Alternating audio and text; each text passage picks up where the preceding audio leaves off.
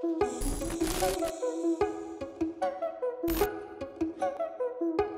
right, Sean, thanks for coming on the show, buddy. Really appreciate it. Definitely. So basically, just start off, we just wanted to kind of break it down for the viewers who may not really be familiar with who you are. So kind of just give them an insight into who you are, kind of where you're from, and kind of just the music you create. All right. I'm a young creator from Metro Detroit. Started singing and recording I started singing beginning of elementary school. You know, my church choir, kind of like every other artist, typically, you know. But I pretty much started recording in high school and shit. So I've been doing this shit for about 9 years. Oh, wow, okay, that's a decent amount of time. 9 years, yeah. What kind of spurred the moment when you were like, oh, I want to do music for a living? Want to do music? Heartbreak. Heartbreak. Real shit. I knew, Broke your heart, huh? I knew I had the vocals. Okay. My family, they were into music. They were part of Motown and shit. Oh, wow. And it's just sports was my first love, but I didn't really I always had a passion for singing, but I didn't really want to start fucking experimenting with it until I started seeing people in my high school doing music and shit, you know, and getting somewhere with it, in the Detroit scene, you know. Right. Cool sport. Baseball, Oh, track, right, okay. basketball, everything. Right? Baseball. Yeah, cool. I pitched and I played third. Oh, okay. Okay. So you got the arm on you. Yeah, He most pitched. definitely. So you were born in Detroit, but then grew up in Atlanta. How No. did those? I grew up in Metro Detroit, Oh, Yeah. okay. and then I went to Atlanta for college, Oh, okay. and I attended Morehouse College. Oh, okay. Okay. And before, actually, I was in a group in Detroit. I was a singer, my partner was a rapper, Okay. and then I moved to Atlanta, and that's when I started my solo career. Nice. Okay. So it's I rebranded myself, so you kind of say I got a fresh start, you know, as Right. Sean Christopher. So I've been at it for about 5 years now. Cool. You know. Now, when you made that transition from obviously being part of that duo and then going solo, Mhm. what kind of spurred you wanting to kind of do your own thing? I mean, so when I moved to Atlanta, it was kind of it was kind of hard to be in a group when your partner was in another state. You know what I mean? Oh, Because okay. exactly. Mm. So it was kind of hard. So I'm like, you know what? I'm gonna do my own thing. I know you can do your, you're gonna do your own thing regardless. Mm-hmm. So How did you make that work then? If you guys are in the beginning, you guys were in 2 different states. So would he just take trips down?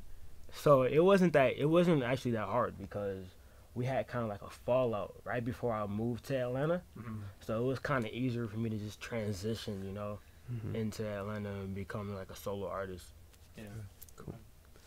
So your music's been labeled a lot of different things. So trap soul, you got urban R&B, urban pop. How would personally how would you label characterize your music?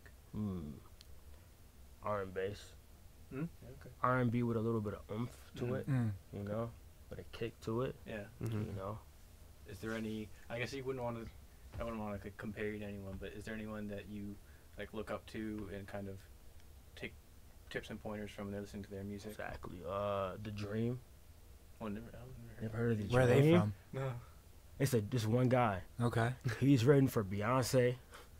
He's written for Chris Brown, everybody in the industry. Oh, wow. So The Dream, if you want to go back, probably 112, fucking Jagged Edge, Okay. you know, Yeah. Chris Brown, I never have actually. No, yeah. I'll look Big- them up after this. Big names, though, that he's probably working with. Holy. Craig David and Drake, of course. Okay, Drake, David.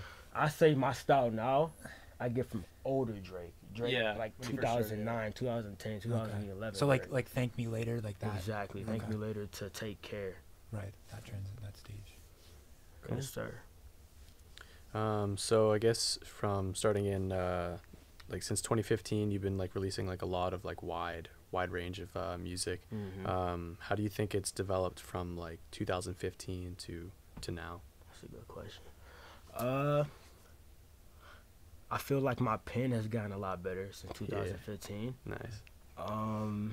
My cadence, and if you listen to my older music, you can see that a lot of my inspiration comes from Party Next Door. His older stuff. Okay. His older stuff. But between the 2016, 2017 when I started linking up with some of my own producers, and I stopped getting beats off of YouTube, like, you know, Party Next Door type beats, Drake type beats. When I started having producers, you know, make beats and construct beats that were to my liking and what I wanted to hear, that's when I started finding my sound.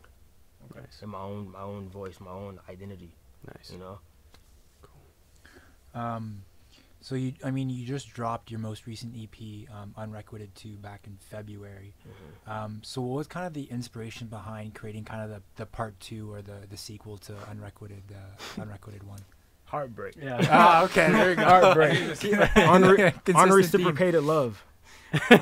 Like everything I write about I write about what I'm going through at that certain moment. Okay.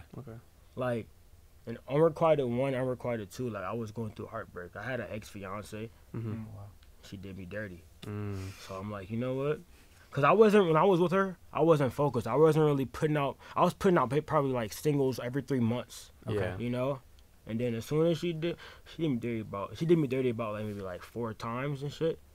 So like I feel right after she did that shit for the last time, like, you know what? I'm gonna stun on you, bitch. I'm gonna stun on you. You feel me? Yeah. So I'm like, I'm gonna put out EP after EP. Just crank it out, yeah. Exactly. And the person who gave me that advice is one of Roy Wood's managers, Roger Brooks. Okay. He was like, you know what? You need to start putting out EPs because, you know, people's attention spans are so short. You know? That's true. Like, if you put out a single every 3 months, people are going to forget about that single. Yeah. Especially if you don't have, like, a fucking machine behind you, a label, or a fucking marketing team. Yeah. To keep it in people's heads, right? Exactly. Yeah. I've heard that about what you should release EPs, albums, or singles. I've heard a lot of like mixed reviews on that. Like some people say that you should just in the beginning release like tons and tons of singles and then lead up to an album. But you're saying you prefer dropping EPs. Well, I did. So I did the single thing from 2015 to 2017. Okay. You did for a And couple then years. once I started building up a buzz, like, okay, now I have a kind of an audience, I have a fan base. Now I Right. can put out the projects, you know? Okay. You know? So Yeah. you're saying in the early stages, obviously. Right. I was just putting out single after single to try to get acknowledgement, you know? And get that foundation too, because it's like Exactly. you don't want to drop like a full length project and not have a fan base to like appreciate it, because you put a lot of time and effort in, and you want people to appreciate and mess with it, right? So Right. that makes sense. Yeah. So you spend a lot of your time Detroit, Atlanta, and Toronto. What's your take on the city of Toronto and its booming music scene? I fucking love Toronto. Hey. The people are so fucking nice. I met Roy and Brooks and them. What is it, like 4 years ago now? Like we've been cool for like 4 or 5 years now. Also been a while. And time. like they just took me under their wing. You know, I DM'd Roger Brooks, one of Roy's managers. I DM'd him a snippet of one of my songs. And surprisingly, I didn't think he was gonna respond, but he responded. He was like, "I like what I hear. Whenever you're in Toronto, hit me up. We'll link." And, Detroit's only like 3-4 hours It's not away. that bad, It's yeah. not far. I thought it was Yeah. farther, to be honest. So as soon as he hit me up, it was like December 2015. That week, a week later, literally after you DM'd me, I came to Toronto.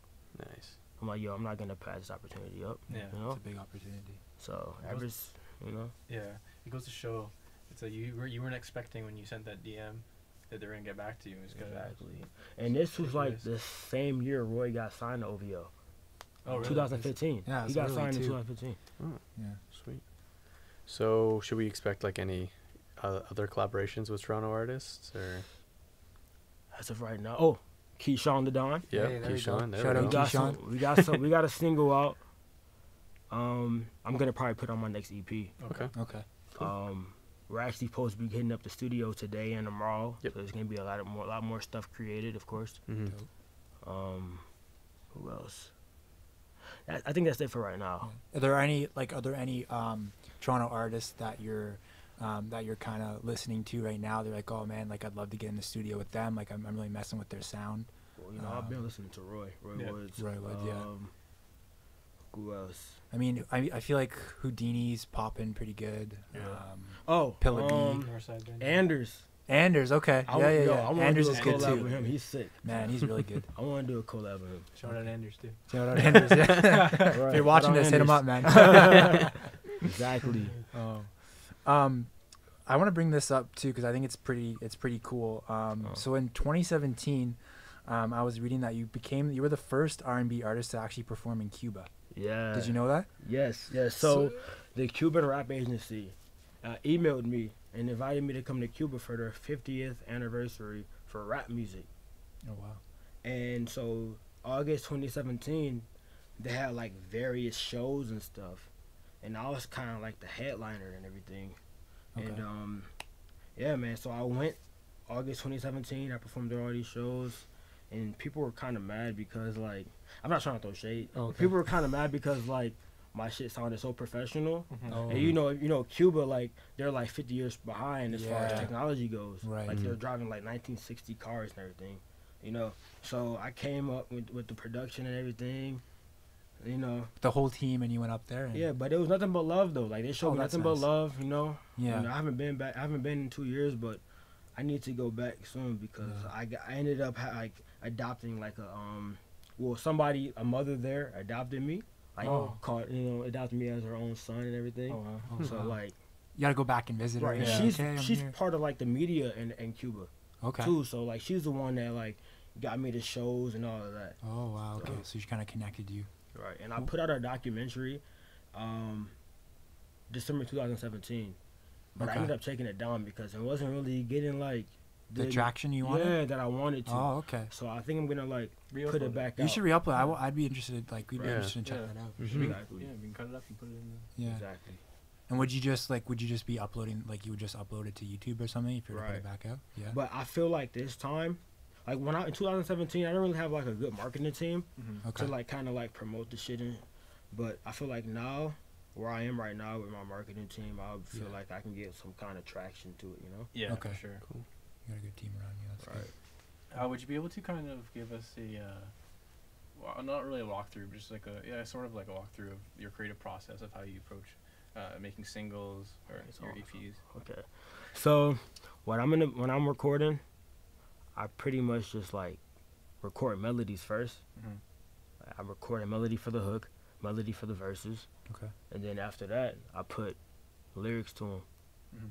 You know, this sounds like that sounds like this. You know, Mm-hmm. and then after that, like I just, like I said, I upload the vocals to engineers so they can just mix it. You know. Okay. So Yeah. you don't. So sometimes you don't. Do you ever start with the beat first, or you just always go with melodies first and then? Well, so I'm getting like probably about like 30 beats a day sent to my Yeah. email. That's a lot. So it's like I pick one that I like. I do the references and everything, Mm-hmm. and then I come back and I just fit words to it. You know. Mm. Yeah. Okay. Yeah. So I guess with that, what are your long-term goals coming, like as an upcoming artist? A long term goal. That's a good question. I want to hit billboards, Mm-hmm. of course. I want to work with some top tier artists. I want to do a little bit of songwriting too. Yep. What else? Do you want to, like, have you been touring at all, like in Europe or like the UK or anything like that? Is That's that the thing. Like most of my fans, they're in the UK, so I need to get really? over there. They've been Okay, asking me yeah. to come over there, so Mhm. it's just a matter of me finding like a booking agent over there. You know what I mean? Yeah, Like, Yeah. to help you like with the venues and Exactly. schedule everything, right? Exactly. Yeah, it's a big project. Yeah, we were talking about that today, like on the way here. We're like, yo, it'd be Yeah. really sick to just go out and do some interviews in like the UK, Yeah. Right. meet up with some artists. Because That'd they, be sweet. they also have a pretty booming music scene as well too. Mhm, right? Exactly. So I put out a song called Trillouette back in 2016. Mhm. Good song. Thank you. And like the UK, they started picking up the song first. Like for like that first year, 2016 and 2017, Okay. they were the ones that were playing that shit. It got me up to like 300,000 plays and shit. Okay. And then it started pouring into like the United States. Mm. And Kid Ink's manager slash DJ E Will, Yeah, E yeah. Will, he picked it up and he put it on his Spinrilla. Ooh. So that's how I gained my fan base. like my fan base started in the UK. Cool. That's really cool. Speaking of Kid Ink and his team, have you connected with them? Like, have you met Kid Ink at all or his team or anything like that? No. No, it was just like a simple repost on his Spinrilla, Okay. and that was it. I didn't even think to reach out to him, Yeah. you know, but I'm grateful though he did that shit. You know? Yeah. The important thing is like he didn't have to do that too, right? Yeah. He could have just Exactly. passed it by, so that's real love, right? Exactly. Yeah. So that's good. So it's got, I guess it's kind of a deep question, but I feel like nowadays, at least in my opinion, a lot of artists, they want like success like so fast, like they want it now. So how do you approach like having a balance between kind of enjoying the journey, enjoying kind of the come up, but also like making sure that you're consistently putting in the work and you're almost like working fast, but you're patient enough to kind of know like, you know what, it's a long term thing, like that type of mindset. So I'll say for any upcoming artists, like, stay consistent with it, and just know that it's not gonna happen overnight. You know, Yeah. it sounds cliche, but it's true. Yeah. You know, I've been at this shit for like almost 10 years, and I had to rebrand myself and start over. You know, Okay. It's a learning process. it's Yeah. very rare that you become an overnight sensation. It's rare, you know. But with social media, yeah, my advice is to utilize the hell out of social media. Okay. That's how I made most of my connections. You know, Yeah. Instagram, Twitter. You know, Now, is that just like reaching out to people, or would you say like how you brand yourself, the stuff you post, like all that type of stuff? the just whole ties nine, all of that. in? Okay. So you kind of covered as like advice for upcoming artists. Yeah. Okay. Would there be anything else that you would like, just from your own experience, like things that they should watch out for, kind of like how they should carry Conduct themselves, themselves like in you the know? industry, Yeah. So watch out for motherfuckers who are just trying to get money out of you. Yeah. I've gotten several emails from motherfuckers who are like, yeah, we can get you on this playlist, that playlist for this amount of money. So a lot of And- DJ, I feel like a lot of like DJ. I got a lot of messages from DJs too that do that. They're like, oh, I'm making like a big mixtape, a bunch of artists. Right. Pay this amount of money, you can get on it. Exactly. Also, I've had 2 offers from labels, Oh wow. Atlantic Records and Capitol Records. Those are pretty big labels. Yeah, they are. But in 2016, I had my first label meeting Okay. with the Atlantic. It was with the A&R by the name of Success. He's like the executive A&R of Atlantic. Okay. And at that time period, they were offering me a songwriting deal. And at that moment, like, I was like, you know what? I don't think I want to do that shit because, like, I want to tell my own story. I don't want to write for other people. Yeah. Because, like, to remind you, like, I write about what I go through, and that's Right. how I write my music. And I didn't think that was like another avenue to get to where I want to be ultimately. Yeah. So for my advice for upcoming artists, if you get some shit presented to you, take that shit, you know?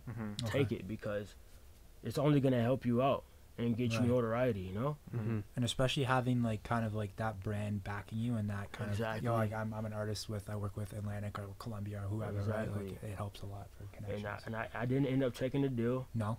because, like, you know, I was younger and I was naive. Okay. I was like, you know, I don't want to be a songwriter. Yeah. I wanted to You be do in the your own spotlight. stuff. That's okay though. You You know? want to build up your own music and not Right. write for someone else.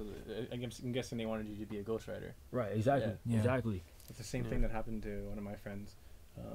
They got contacted by Atlantic Records. They asked her to be write for them for Yeah. money, and I'm just telling her, I'm like, man, do you want to Go build for your- it. Yeah, Yeah, just- go for it. yeah. I think you're a great artist. You don't need to be ghostwriting for Right. people. But Well, everything happens for a reason, right? Listen, if you love music, if you love the creative process, then, like, you just gotta go for it. You know what I mean? Yeah. Music is music.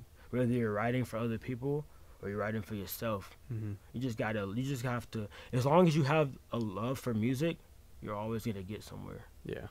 And I feel like it also has to deal with like sometimes people's ego too can Exactly. stop them from doing certain things. Most Because like again, definitely. you were like, you know, like I want to do this. There's nothing wrong with that, but there's some people that even take it to like an extreme where they're like, nah, like I'm the next Drake or something, and their ego is just way, So high. Exactly. way up there, and it's Yeah. like, Exactly. I know some whoa, people like that in Atlanta, man. yeah, They need to They need to just like humble themselves for real, for real. Yeah. Yeah. Would you see that more in Atlanta and in Detroit and in Toronto, or is it similar? Hey, in Atlanta, bro, they're all about flexing. They're all about flexing. Yeah, they're trying Clout. to do the trap flex, like the Gucci Exactly, and the, bro. in the Like, future and and all half, that. bro, half of the fucking cars that they have, they're rented, my Yeah, G. at least, or they can't even afford the payments on them. Right, they go on what's it called? Turbo or some shit. Yeah. Okay. The app to rent Right, cars. To rent cars, yeah. Like that's what they do. That's what they do. They do it for everything though. The videos, music videos. Yeah. I ain't gonna lie. I did that shit for my last video. I had a video in LA. Okay. I was in LA last week. I had a music video, a video shoot, Yeah. and I did that. Yeah, shit, but I feel like it's a man. little bit different though. You're just doing Yeah, it for- that's for the video, but, I it's, never try to flex with it though. that's the thing. You That's know? what I think is different, right? You know Yeah. what I mean? Exactly. Yeah. Because, I mean, at the end of the day, I feel like regardless if you put on an image where you make people believe that you got all this, like, the truth comes out at the end of the day, right? So Definitely. it's only going to shoot And- yourself in the foot. And at that point, you start balancing separate lives like Hannah Montana. Yeah. I don't want that. You're a broke. You're a Guy broke. brought up a hen one day. You're a broke ass motherfucker. All right, but on Instagram, you're a flexing motherfucker who Right. has everything. Yeah, Like yeah. there's just too much to fucking deal with. Like Yeah, I don't want to have all this shit on my plate. No. You know what I mean? On your mental, too. You know, it's a lot to Exactly. deal with on your head, right? It's all in your head. Yeah, it's just like you don't really know who you are exactly. Like I get hella females in my DMs every day. Mm-hmm. It's like I'm not no cap. No cap, yeah, every yeah. day. And it's like, damn, I think to myself like, yo, had I fucking flexed with this fucking car Mm. or this watch or that watch or all this jewelry and shit, and then she sees me in real life, I don't have that shit. Yeah. She'd be like, oh, like, where is it? I'm gonna be a fucking joke. You feel me? Yeah. Like, And you know what too is like it also weeds out like those type of people, and especially like girls and women as well, who just want to like attach themselves to this artist or that person for that reason. It's not genuine. They're just trying to Bingo. gotta come up a little piece, you know. Yeah. there you go. And it's, The clout, it's yeah. definitely kind of hard to find these days, especially in Atlanta. Okay. You know, so you just gotta keep that in mind. Yeah. So I guess you're pretty like what's the word? You're pretty cognizant of how you move and who you move with. Exactly. Yeah. I keep a small circle, Tight Yeah. circle. people who are like-minded, Okay. people who have the same goals and dreams that I do, aspirations that I do. Yeah. You know. Would you say that your circle's gotten smaller as you? Hell Yeah. yeah. A lot of people like in Detroit Mhm. that I used to kick it with, Mm-hmm. who are still there, not really doing shit with their lives. Okay. I used to come home holidays, kick it with them, Yeah. right? Now I don't. Cause like I don't want that energy rubbing off on Yeah. me. It's all about Yeah. energy. Mm-hmm. Yeah. You know, I don't want those people to influence me. I don't want to get into any negative bullshit. No. Mhm. Yeah. Yeah. You just kind of want to do your thing, stay out of trouble, and Exactly. let the success speak for itself, Exactly. right? And So, to remind you, it's Detroit. yeah. You know, it's Detroit. Like the fucking. I think it used to be the murder capital. It's not anymore, probably. Chicago but now, isn't It's it, still or- up there though. Hey. It's the man himself. What's up? He's showing the motherfucking Don. Bam, bam. What up? Hey, what's up, yo? What's up, I man? didn't even lock it. Hey, friend, all you good, bro? You gotta dab me up now, bro. You already here. You already bombed this Perfect shit. timing. What's good, fam? What's up, buddy? Good. She's showing the motherfucking Don, bro. guys. Blast that shit black. You feel me? We're almost done. Well, we're almost done. We can Yeah. just wrap it up. All right. Yeah. Let's wrap it up. So I here. guess to kind of wrap it up, what's like kind of your plan for the rest of 2019? Any new stuff we should expect? Like what's going on? Shit, man. Release these EPs, my nigga. Okay. Shows, EPs, videos, visuals. That's where it's at. YouTube, my nigga. YouTube Yeah. money. You know, YouTube money, yeah. all day, every day. Cool. They lowered the cost. You don't make as much anymore though. Oh no. I think they lowered the. I wouldn't know, nigga. I haven't made money off YouTube yet, but I plan on it. In you feel time, me? man. It takes In time, within due time. Yeah. So where can your fans like follow you and stuff? Yeah. So Instagram, Sean Christopher 001. That's pretty much what I have. Yep. I had a Twitter, but like, I don't know, there's some Yeah. shit going on with it. Okay. You know what? I'm about to fucking reactivate that shit. Okay. It's S Christopher 01 on Twitter. Okay. Facebook is for like mostly fans and family and friends and shit. Yeah. Okay. So like Instagram and Twitter, that's it. That's it. That's where it's at. Exactly. All right. Awesome. Well, thanks for coming on. Thanks We for appreciate coming. it. man. Thank you for having me. No worries. All right. All right. Cool. Yeah, yeah.